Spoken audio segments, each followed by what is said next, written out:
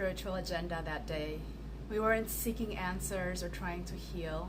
We weren't searching for God. We weren't even thinking about church. It was just something to do, an invitation, an errand, and a moment to fill.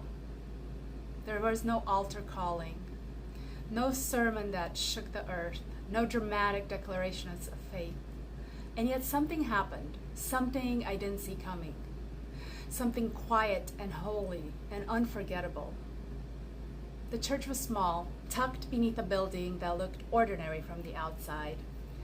There were no ornate stained glass windows, no sweeping arches, no golden crosses gleaming from the rafters. But the moment I stepped inside, the air changed.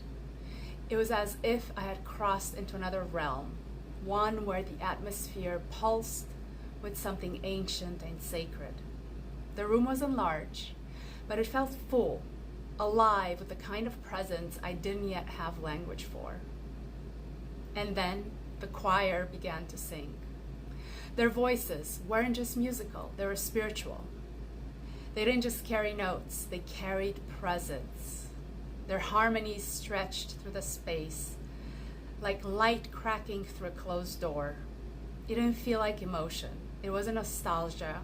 It was something deeper, something older than words, something I hadn't felt in a very long time.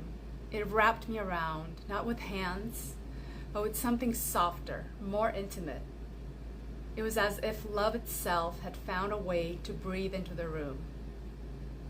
For the first time in what felt like years, I felt the pulse of something greater than myself.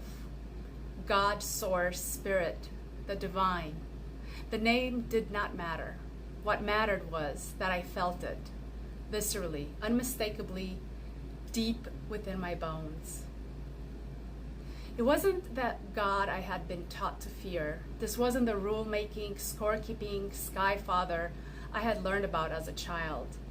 This wasn't the God who needed to be pleased or performed for.